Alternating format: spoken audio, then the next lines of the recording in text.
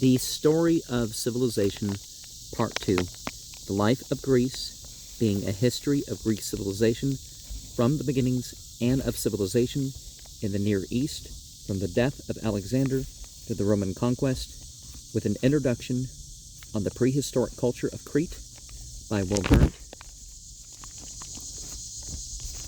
Chapter 6, The Great Migration, continues with Part 2, the Ionian Cyclades, sailing south from the Piraeus along the Attic coast and bearing east around Sunium's templed promontory.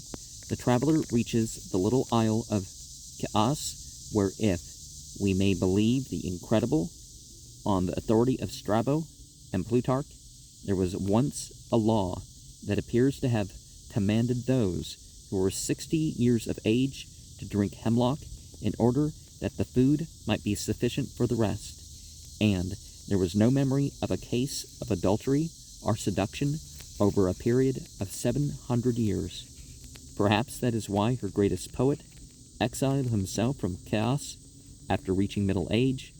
He might have found it difficult to attain at home the 87 years that Greek tradition gives him. All the Hellenic world knew Simonides at 30. When he died in 469 BCE, he was, by the common consent, the most brilliant writer of his time. His fame as poet and singer won him an invitation from Hipparchus, co-dictator of Athens, at whose court he found it possible to live in amity with another poet, Anacreon. He survived the war with Persia and was chosen again and again to write epitaphs for memorials of the honored dead. In his old age, he lived at the court of Hieron I, dictator of Syracuse, and his repute was then so high that in 475 he made peace in the field between Hieron and Theron, dictator of Acragas. As hostilities were about to begin, Plutarch, in his perennially pertinent essay on Should Old Men Govern, tells us that Simonides continued to win the prize for lyric poetry and choral song into very old age. When finally he consented to die, he was buried at Acragas with the honors of a king. He was a personality as well as a poet, and the Greeks denounced and loved him for his vices and eccentricities. He had a passion for money, and his muse was dumb in the absence of gold. He was the first to write poetry for pay, on the ground that poets had as much right to eat as anyone else, but the practice was new in Greece, and Aristophanes echoed the resentment of the public when he said that Simonides would go to sea on resentment of the public. He would go to sea on a hurdle to earn a groat. He prided himself on having invented a system of mnemonics which Cicero adopted gratefully. Its essential principle lay in arranging the things to be remembered into some logical classification and sequence, so that each item would naturally lead to the next. He was a wit, and his sharp repartees passed like a mental currency among the cities of Greece. But in his old age he remarked that he had often repented of speaking, but never of holding his tongue. We are surprised to find in the extant fragments of poet so widely acclaimed and so liberally rewarded that indispersible gloom which broods over so much of Greek literature after Homer, in whose days men were too active to be pessimists and too violent to be bored. Few and evil are the days of our life, but everlasting will be our sleep beneath the earth. Small is the strength of man, and invincible are his errors. Grief treads upon the heels of grief through his short life, and death, whom no man escapes, hangs over him at last. To this come good and bad alike. Nothing human is everlasting. Well said the bard of Chios, that the life of man is even as that of a green leaf. Yet few who hear this bear it in mind, for hope is strong in the breast of the young. When youth is in flower, and the heart of man is light, he nurses idle thought, hoping he will never grow old or die, nor does he think of sickness in good health. Fools are they who dream thus, nor know how short are the days of our youth and our life. No hope of blessed isles comforts Simonides and the divinities of Olympus. Like those of Christianity, in some modern verse, have become instruments of poetry rather than consolations of the soul. Well, our theology of an afterlife shouldn't be, to detract from making the world what you can make the world. When Hieron challenged him to define the nature and attributes of God, he asked for a day's time to prepare his answer, and the next day begged for 2 days more, and on each occasion doubled the period that he required for thought. When at last Hieron demanded an explanation, Simonides replied that the longer he pondered the matter, the more obscure it became. See, so ultimate divinity is not, these various forms and whatnot that people worship. Out of chaos came not only Simonides, but his nephew and lyric successor, Bacchylides, and in Alexandrian days, the great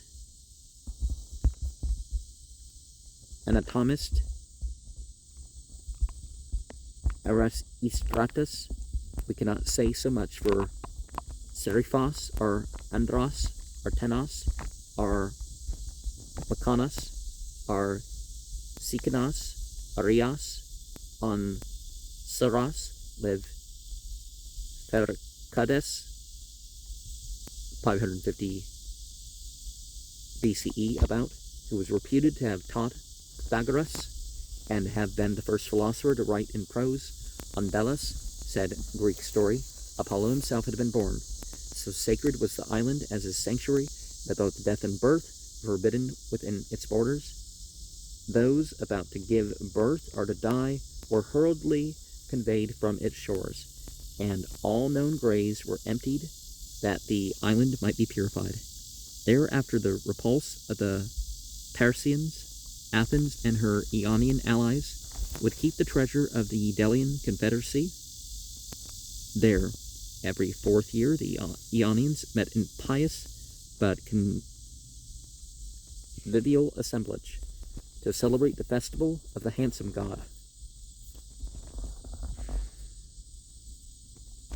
A 7th century hymn describes the women with fine girdles, the eager merchants busy at their booths, the crowds lining the road to watch the sacred procession, the tense ritual and solemn sacrifice in the temple, the joyous dances and choral hymns of Delian and Athenian maidens chosen for their comeliness, as well as their song, the athletic and musical contest, and the plays in the theater under the open sky. Annually, the Athenians sent an embassy to Delos to celebrate Apollo's birthday, and no criminal might be executed in Athens until this embassy's return. Hence, the long interval, so fortunate for literature and philosophy, between the conviction of Socrates and his execution. Naxos is the largest, as Delos is almost the smallest, of the Cyclades. It was famous for its wine and its marble, and became rich enough in the 6th century to have its own navy and its own school sculpture. Southeast of Naxos lays Amorgos, home of the unamiable Simonides, whose ungallant satire on women has been carefully preserved by man-written history. Simonides compares women now to foxes, donkeys, pigs, and the changeful sea, and swears that no husband has ever passed through a day without some word of censure from his wife.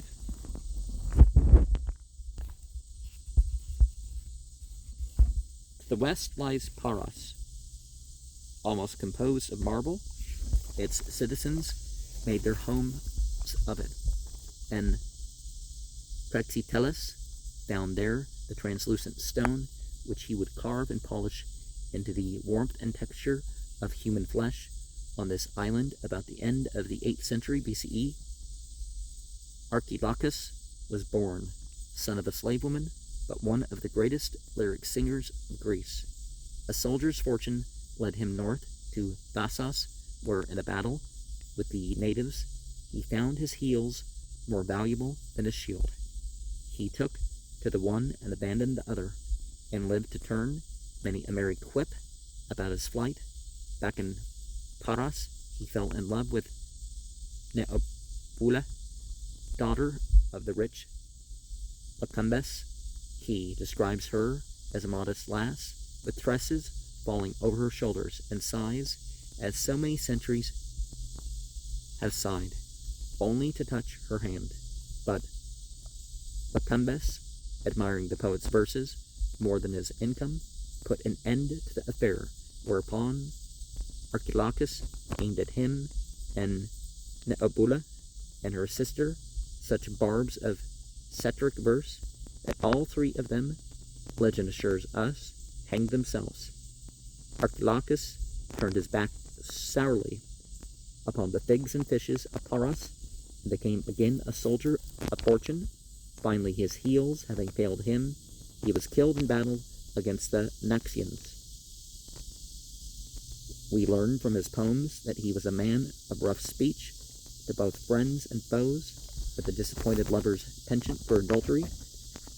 We picture him as an inspired pirate, a melodious buccaneer, coarse in prose and polished in verse, taking the iambic meter, already popular in folk songs, and fashioning it into short and stinging lines of 6 feet. This was the iambic trimeter, and that would become the classic medium of Greek tragedy. I wonder what Carol Poke-Runnion's opinion of him is. He experimented joyously with dactylic hexameters, trochaic tetrameters, and a dozen other meters. Longfellow's Evangeline, his Hiawatha, and the final line of each stanza in Childe Harold's Pilgrimage by Byron may serve as examples respectively of dactylic hexameter, trochaic tetrameter, and iambic trimeter. Gave to Greek poetry the metrical forms that it would keep to the end. Only a few broken lines survive, and we must accept the word of the ancients that he was the most popular of all Greek poets after Homer. Horace loved to imitate his technical diversities, and the great Hellenistic critic Aristophanes of Byzantium, when asked which of Archilochus's poems he liked best, voiced in 2 words the feeling of Greece when he answered the longest. A morning's sail west of Paros is Sifnos, famous for its mines of silver and gold. These were owned by the people through their government.